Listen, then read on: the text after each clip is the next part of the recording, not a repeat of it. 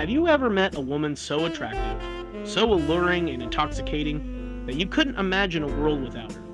You meet up with her a lot, she says all the right things and makes all the right moves. She makes you believe she really cares about you and wants what's best for you. Then, all of a sudden, she turns around and breaks your heart, or worse, she tries to have you murdered. You, my friend, have just encountered a femme fatale. Welcome back to Nightly Noir, the channel where women are all legs. Is that supposed to be funny?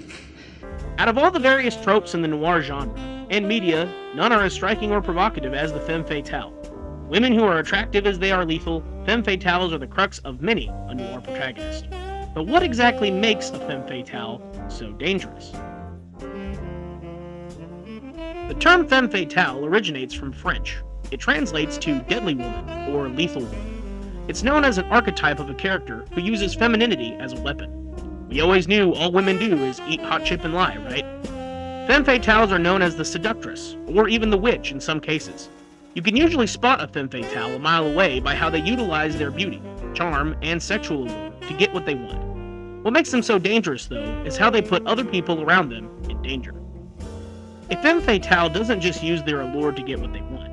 Their actions directly harm someone else, or put them in a very compromising position. There are many ways a femme fatale can lure someone into a trap. Sometimes it's through lies or coercion. She will plead with someone, stating that she is in a bad situation that she needs help getting out of. All the while, she's doing things behind her back that lead the person into an even worse situation. A femme fatale may even use subduing weapons such as sleeping gas to coerce someone to do her bidding. This is reminiscent of the somewhat supernatural abilities that this archetype was known to have in ancient times, but more on that later. They're also known to use more overt weapons like knives and guns to obtain their goal, which is usually money. A femme fatale has a very loose attitude when it comes to things like sex. Their attitude on it can vary from mysterious to just downright promiscuous. This is very much a defining feature of the femme fatale archetype, as it is well known that most, if not all, femme fatales are brimming with sex appeal. Many femme fatales are just as much sex symbols as they are dangerous women. The archetype of the femme fatale has existed since ancient times. Ancient mythical or legendary figures include Circe, Lilith, and Medea. Classical examples include Cleopatra and Messalina. There are even examples in the Bible, such as Delilah and Jezebel. Looks like women have been scamming men since the invention of the wheel. The femme fatale was a common figure in the European Middle Ages, which often exemplified the risks of unconstrained female sexuality. The character of Morgan Le Fay showed how cruel and villainous the archetype could be. He also held supernatural abilities, which carries over into how this trope is depicted later on, even into modern day. The archetype went over well during the Romantic period within the works of John Keats. His La Belle Dame sans Merci and Lamia featured prominent femme fatales. Matthew Gregory Lewis's The Monk had Matilda, a very powerful femme fatale. She was so popular that she ended up being adapted by Edgar Allan Poe and restructured as a vampire in Carmilla by Joseph Sheridan Le Fanu. This is also related to how femme fatales were usually portrayed as vampires or vamps in 20th century American film. By the late 19th century and early 20th century, the femme fatale trope had become much more desirable and popular. It could be seen as the main subject in several paintings by Edvard Munch, Gustav Klimt, and Franz von Stuck.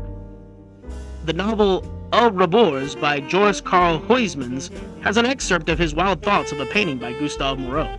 Quote, "No longer was she merely the dancing girl who extorts a cry of lust and concupiscence from an old man by the lascivious contortions of her body, who breaks the will, masters the mind of a king by the spectacle of her quivering bosoms, heaving belly, and tossing thighs. She was now revealed in a sense as the symbolic incarnation of world-old vice, the goddess of immortal hysteria, the curse of beauty, supreme above all other beauties by the cataleptic spasm that stirs her flesh and steels her muscles, a monstrous beast of the apocalypse, indifferent, irresponsible, insensible, poisoning." Unquote. This quote showcases just how the symbol of the femme fatale had evolved from the ancient times from which it originated.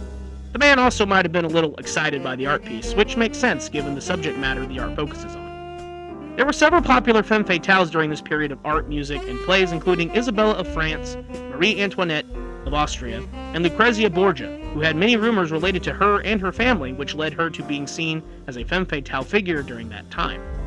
During the 20th century, Mrs. Patrick Campbell, an English stage actress whose real name was Beatrice Rose Stella Tanner, had an affair with Irish playwright, critic, and polemicist George Bernard Shaw. He was also the lover of Philip Burne-Jones, a Victorian-era British aristocrat and artist. Perhaps a real-life femme fatale? She was the subject of Burne-Jones's 1897 painting The Vampire, which was incidentally the same year Bram Stoker's Dracula was published.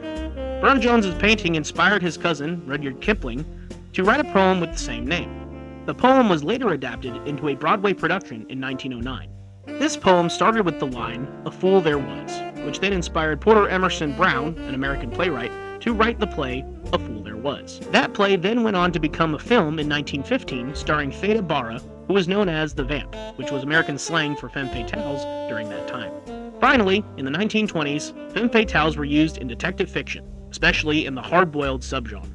These stories mostly originated from Dashiell Hammett, with his novels featuring private investigators and risky women.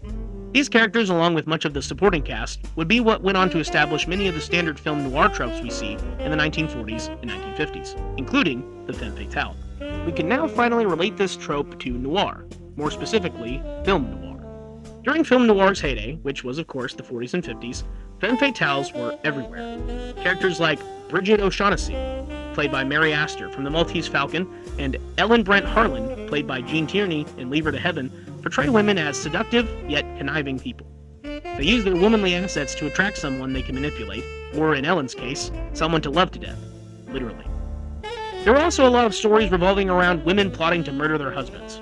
I guess a lot of men were paranoid. In any case, films like The Postman Always Rings Twice and The Killers both focus on women manipulating men to kill their husbands. One of the most popular examples of this is Phyllis Dietrichson, played by Barbara Stanwyck, in the film Double Indemnity. Phyllis manipulates Walter Neff, played by Fred McMurray. Walter is a life insurance salesman and is pulled into Phyllis's plot to kill her husband to claim a life insurance payment and make them both wealthy. This film is considered a classic and one of the greatest classic film noirs ever created. It was nominated for several Academy Awards, including Best Actress from Barbara Stanwyck's performance as Phyllis.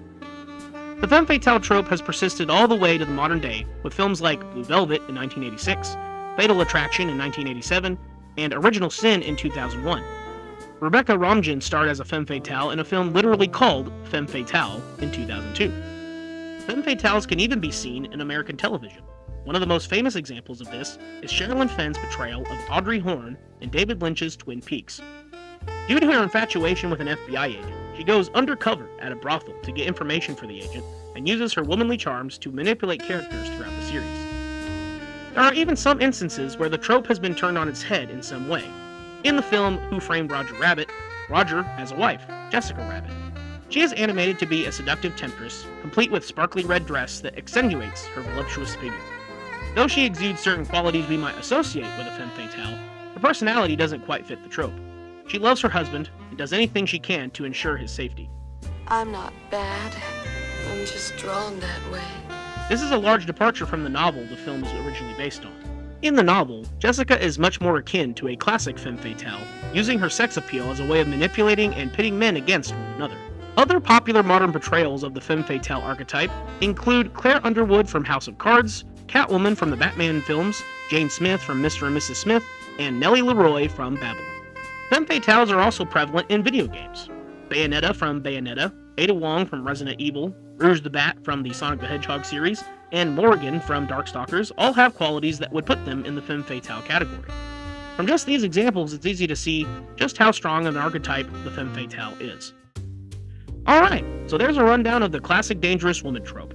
Who are some of your favorite femme fatales? Leave them down in the comments. Thanks for watching. This has been Nightly Noir, and have a good night.